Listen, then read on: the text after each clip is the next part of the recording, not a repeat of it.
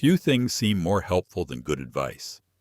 When someone we care about is struggling, the impulse often feels automatic. We want to help. We want to solve the problem. We want to make the pain go away. So we offer suggestions, ideas, solutions, advice. And yet something surprising happens. Many people have experienced the frustration of receiving advice that was completely reasonable and completely ineffective. The advice made sense. The person understood it. They may have even agreed with it. Yet nothing changed. This raises an interesting question. If people often know what they should do, why don't they do it? And if advice is so valuable, why do therapists spend surprisingly little time giving it? For many people, therapy is imagined as a place where experts provide answers. A client arrives with a problem. The therapist identifies the solution. The client follows the advice. The problem improves. Simple, at least in theory. The reality is often far more complicated, because human beings rarely struggle due to a lack of information. Most people already know many things that would improve their lives. They know sleep matters. They know exercise helps. They know communication is important. They know they should probably spend less time on their phone. They know they should have that difficult conversation. They know they should set better boundaries. They know they should stop putting certain things off. The challenge is rarely knowledge. The challenge is something else, something deeper. A person may know exactly what they should do and still find themselves unable to do it. This is where many beginning therapists encounter an important lesson. People do not change simply because they are told the right answer. They change when they become ready, willing, and able to engage with that answer. And those are not always the same thing. This can feel counterintuitive. After all, advice seems logical. If someone is lost, give them directions. If someone has a problem, offer a solution.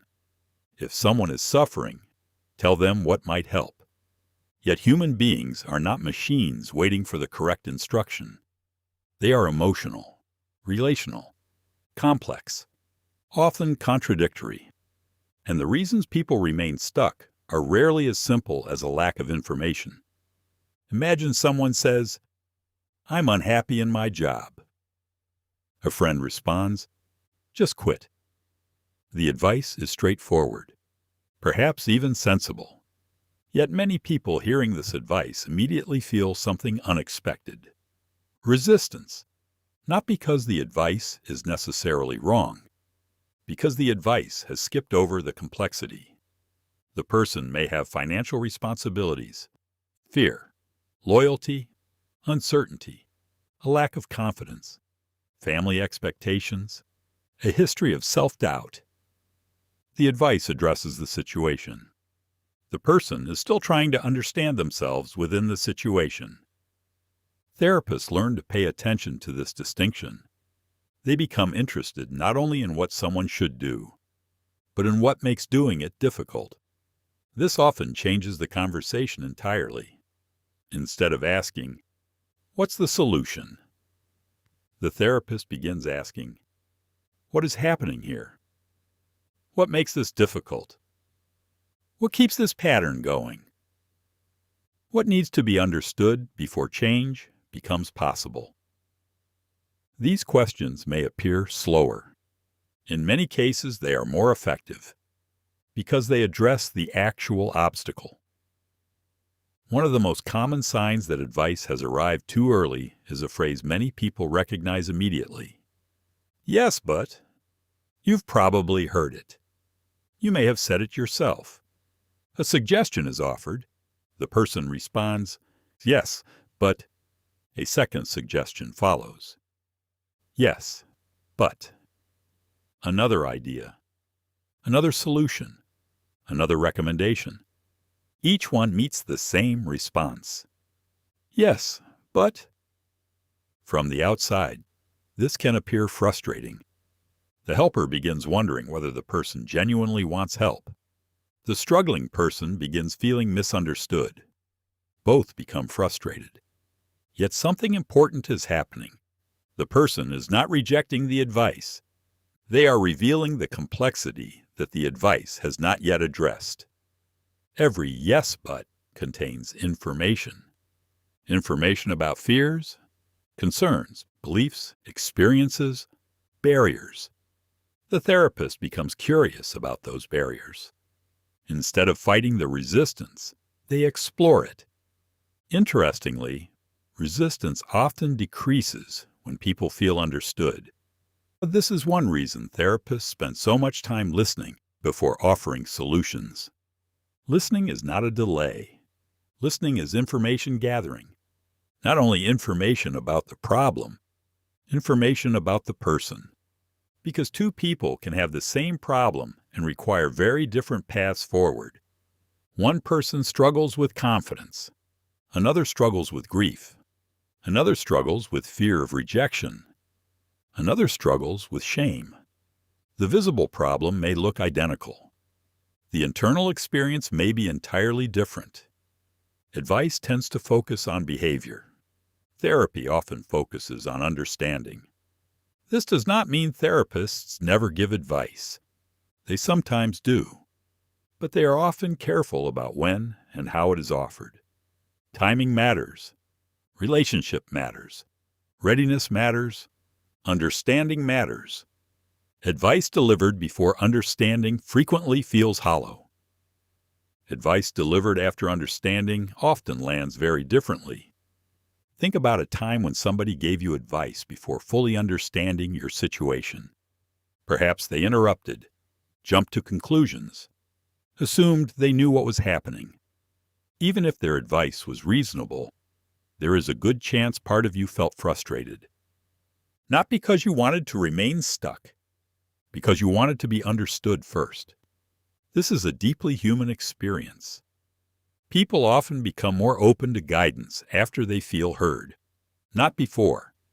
This principle appears across many helping professions: coaching, counseling, psychotherapy, teaching, leadership, parenting. The order matters. Understand first, guide second. When the order is reversed, resistance often appears. There is another reason advice can be surprisingly ineffective. Advice frequently addresses behavior while ignoring emotion. Imagine someone says, "I know I should leave the relationship." The knowledge already exists. The person understands the logic. What they are struggling with may not be information. It may be fear, loneliness, attachment, grief, hope. Advice often speaks to the rational mind. Human beings are rarely influenced by rationality alone. Emotions matter. Relationships matter. Identity matters. This is why insight frequently creates more change than instruction. When people discover something for themselves, the experience feels different. The conclusion belongs to them. It is not imposed from outside. It emerges from within. Therapists often try to create conditions where this can happen, not because they are withholding answers, because self-generated insight tends to be more powerful than externally imposed solutions. Psychological research has repeatedly found that people are generally more committed to decisions they feel ownership over. This makes intuitive sense. We are far more likely to follow through on conclusions we genuinely believe than instructions we merely receive. This does not mean every insight arrives dramatically. Many emerge gradually. A person notices a pattern, recognizes a contradiction, connects two experiences, sees something from a new perspective. The therapist may help facilitate the process. The insight itself belongs to the client. And because it belongs to the client, it often carries greater weight. This can be difficult for helpers, especially caring helpers. When somebody we care about is suffering, we naturally want to relieve that suffering. Advice feels active. Listening feels passive. Solutions feel productive. Curiosity can feel slow. Yet experienced therapists often discover something surprising. The urge to provide advice is not always about the client. Sometimes it is about the therapist, or the helper, or the friend. Watching another person struggle can be uncomfortable. Advice allows us to reduce our own discomfort. We feel useful, effective, helpful. We are doing something.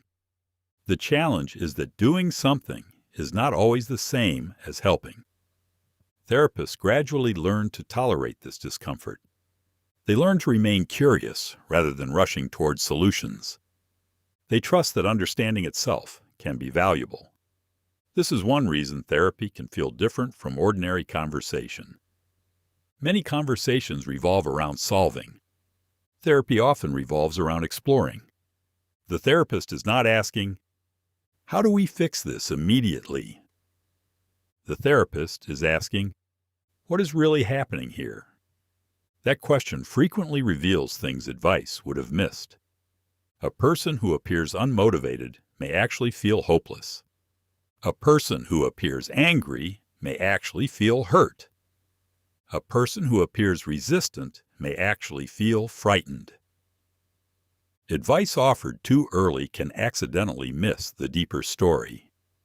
Therapists learn to listen for that story. Not because stories matter more than action, because meaningful action often depends upon understanding the story first. Perhaps this is why many clients eventually discover that therapy feels different from receiving advice. They expected answers. Instead, they encountered questions. They expected solutions. Instead, they encountered curiosity. They expected direction. Instead, they encountered understanding. And surprisingly often, that understanding helped them find their own direction.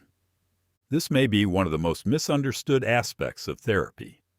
The goal is rarely to create dependence on expert answers. The goal is often the opposite: to help people develop a deeper relationship with themselves, to strengthen their ability to think, reflect, choose, understand, and act. Advice can sometimes point toward a destination. Understanding helps people make the journey. Because lasting change rarely occurs when people are simply told what to do. It often occurs when they discover why they do what they do, when they understand the fears beneath the behavior, the needs beneath the conflict, the emotions beneath the decision, the patterns beneath the problem. That understanding creates possibilities advice alone cannot create. And perhaps this is why experienced therapists become less interested in being the person with the answer. They become more interested in helping another person find their own.